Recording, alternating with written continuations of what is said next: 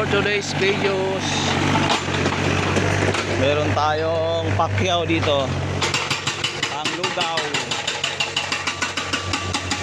Isang barya lang to sa halagang 60,000. Ano lang to, dalawang araw 60,000. Kitang Maria. Ito, kaninang umaga lang to nag-umpisa, patag, tapos ito na lang bibigiri, tapos ukubay na ng pundasyon. Oh yan, pasensya na po sa mga ahente na umiikot dito. Hindi ko po ito sinasadya na makuha ko yung site na to. Mayroon lang ding nagrekomenda sa akin na puntaan ko ito. So maraming ahente na pumupunta, pero pasensya na mga tol, hindi ko sadyang nasagasa ako kayo, hindi ko sinasadya yon, kasi may nagrekomenda lang sa akin. Hindi naman totally nakarekta, pero hindi ko na lang pwedeng banggitin sa inyo kasi ayaw din niya magpabanggit. Kasi totoo, hindi man ako umiikot sa mga ano, may mga iba tumatawag na lang kasi marami na rin nakakaalam sa number ko. Ayan, alam mo kung sino nag-quote dito, pero pre, pasensya ka na. May nag-recommenda lang. Yung ginagawa natin ngayon, magbe-breaker tayo ng itong adobe para makuha natin yung saktong sukat.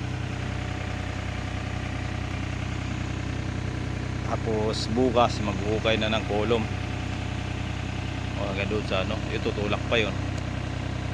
So siguro bukas halos tapos na to, kasi madali lang hukay itong mga kolom nito. Ilang butas lang to? 12, 3, 4, 8, 3, 6, 9, 12. Malambot na yun.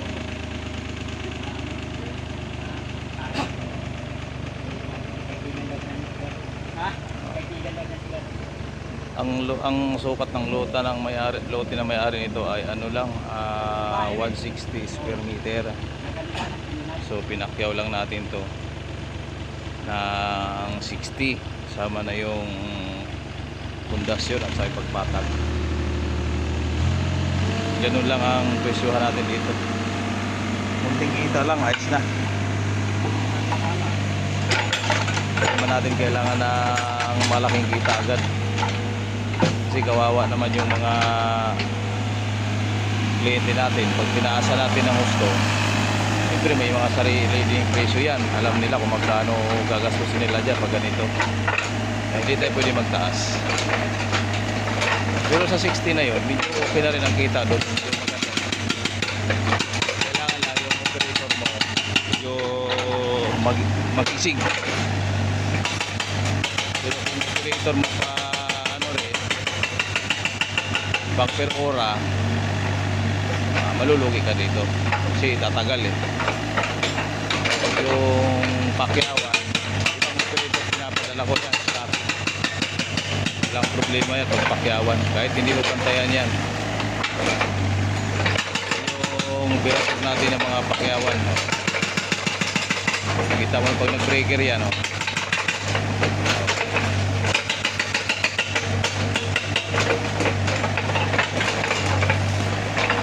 Bilis lang.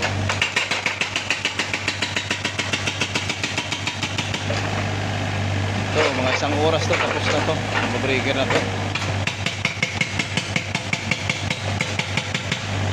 Sanay na yung mga yan.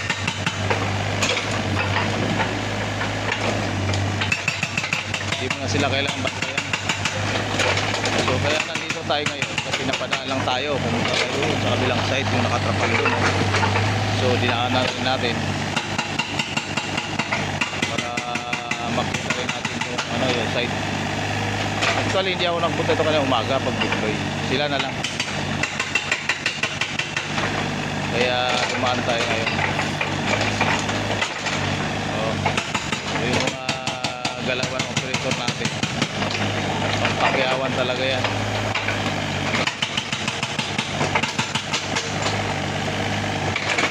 Okay guys, dito lang muna tayo, no? Kay mayroon pa tayong pupuntahan na ibang site. So bukas ulit pag nakapasyal tayo, i-video ulit natin to. I-update natin itong site natin.